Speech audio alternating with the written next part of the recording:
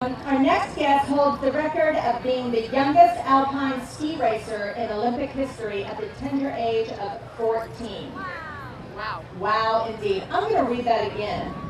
Holds the record of being the youngest Alpine ski racer in Olympic history at the tender age of 14.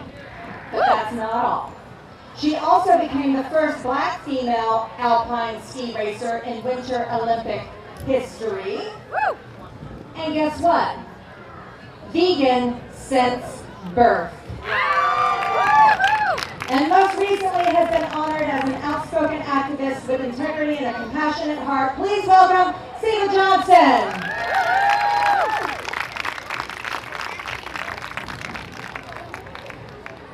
Good afternoon, everyone.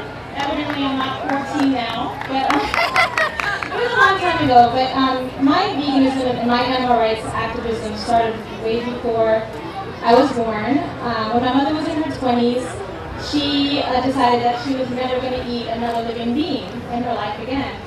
And she never wanted to have kids, but if she did, she was going to make sure that her children were raised vegan as well.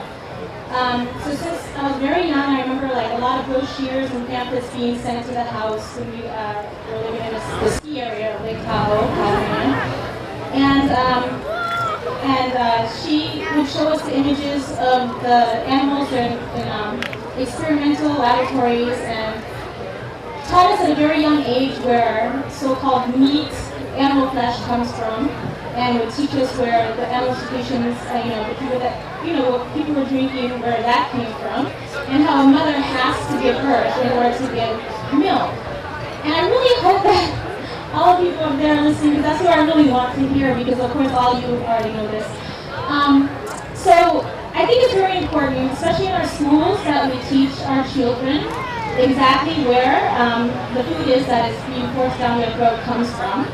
And I think with the knowledge that they'll gain, they will grow to not want to consume anything that was once living and had to live from the birth all the way to the day they were slaughtered in complete misery and just torment.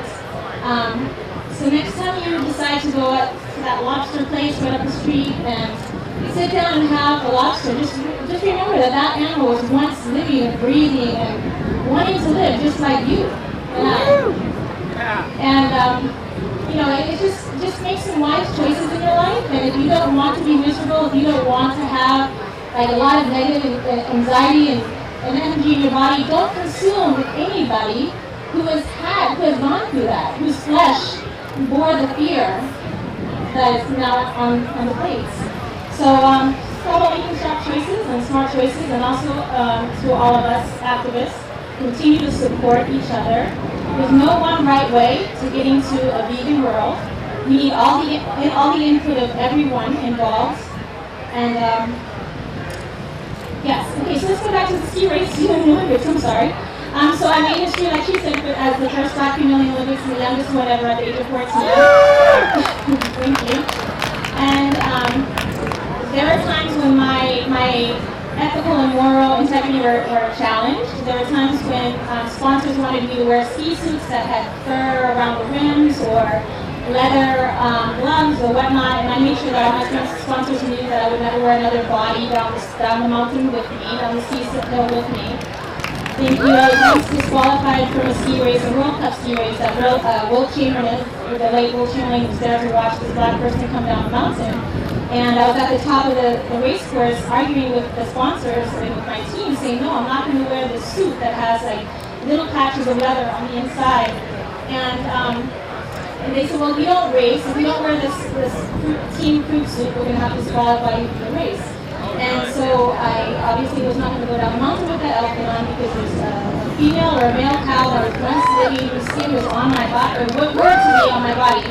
And so I was disqualified for the ski race, and it made more press attention than the actual winner of the race. In 1994, I qualified for what would have been my third Winter Olympic Games at Lillehammer, Norway. And it was right when Norway had just lifted their ban on the moratorium on minke whale hunting. And in order to bring as much attention to that as possible, I boycotted what would have been my third Winter Olympic Games and because of what Norway was doing with the whales. That poison pen letters I got from people who weren't ready to see a black person in what they call a white man's sport. And it really did get to me, because that was my goal, is to finally win a gold in the Olympics and go as far as I could have. But I'm happier now knowing that I did not give up any of my values for what I wanted to accomplish in life. And that's what I ask of everyone here, is just to like really stay true to why you are vegan, and continue to speak and share that with everyone and anyone who will listen. And you may not see a response right away, but you're planting seeds, and these people, it will be nurtured. But the more information that they get, they'll change, and you'll see that change in the future. And I'm not going to die until I see a vegan world, so let's do this. Thank you. Seba Johnson!